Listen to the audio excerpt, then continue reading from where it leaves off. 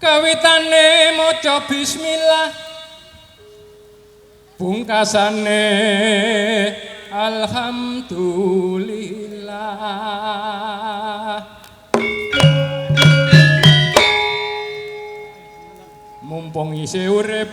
ayo sing tekun ibadah besok yen mati ben kusnul khotimah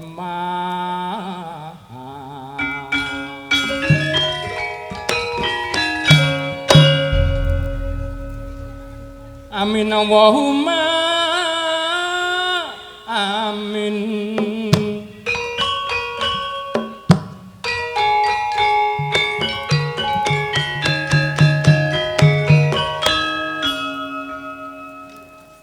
godhong klaras godhonge jambe mulya laras ra hiburane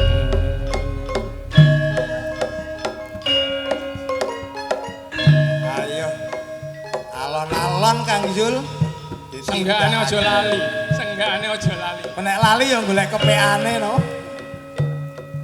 asik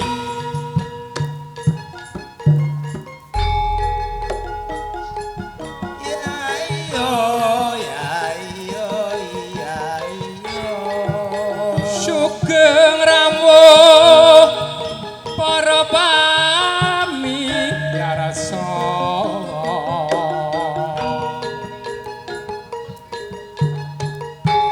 sugeng pinarak ingkang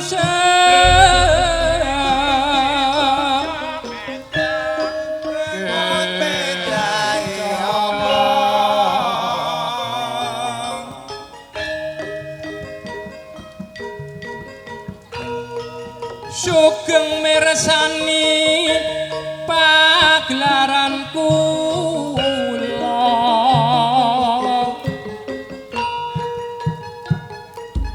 mulya laras ra ingkang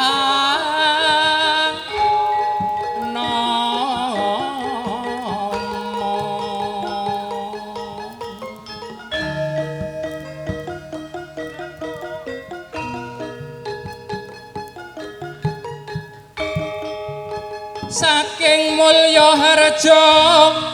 mijil kawula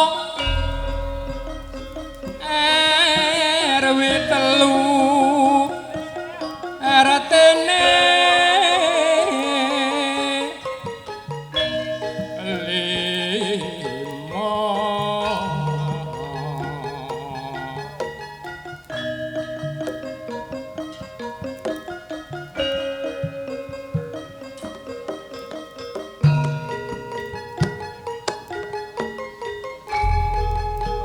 Bapak Suparman SPD Bapak Suparman SPD minangka sesepuh kula Bapak Ahmad pribadi pengasuh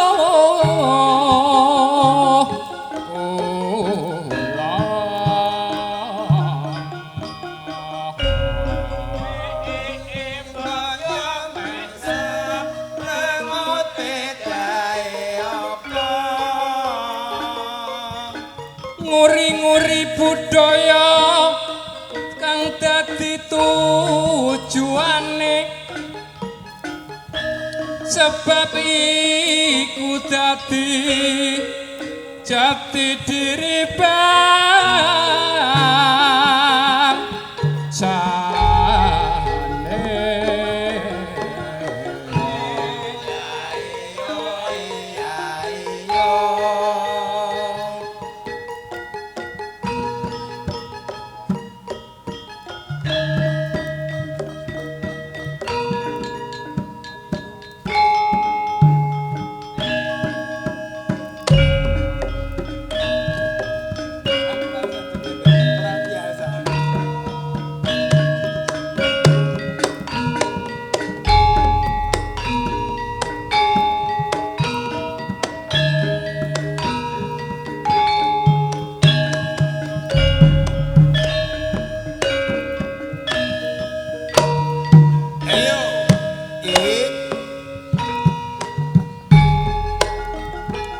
dina Senin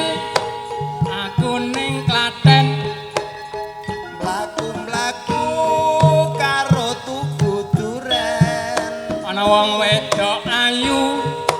belajar nyinden bareng tak cedhaki aku dikeprok gandeng dina Selasa aku ning kutha mlaku-mlaku ning Mulyaharja wong duwe gawe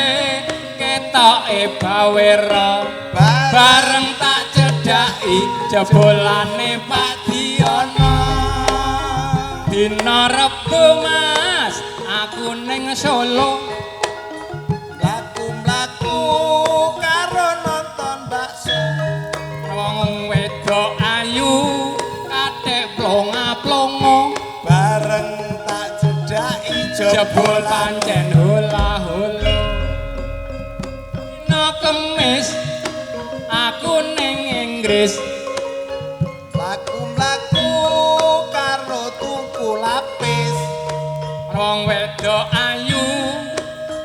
ireng manis bareng tak cedhaki mringis untune gigis dina Jumat aku ning sawah mlaku-mlaku karo banggul gabah ana wong wedok ayu turu mlumah bareng tak cedhaki konangan wong berat mengkurep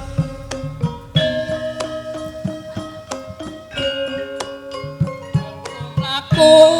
nek nganggo sepatu ana wong wedok ayu nganggo klambi biru bareng tak cedhaki jebul maratuaku dina Minggu aku ra metu merga aku ditukani ibu pikirku judheg lambeku mecucu nganti sewengi aku ra bisa turu cekap semanten kidungan kula sae lan boten nyuwun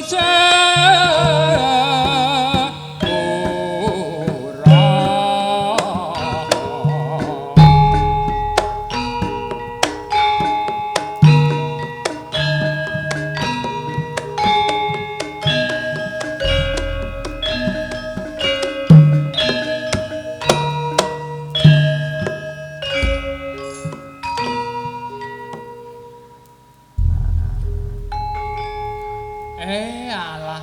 abot-abote kancane duwe gawe mantu gak iso nyumbang apa-apa iso nyumbang jula-juli gak apa-apa cak wis penting raketan klungsu-klungsu nek melu udu muga-muga Pak Sudiono iki lancar amin Pak Sudiono nggih amin tamune yo akeh nggih tamune mah kathah wong orang terkenal Pak iya Sudiono wis terkenal kok nggih muga-muga barokah ngoten nggih Kang Injul nggih amin nggih cak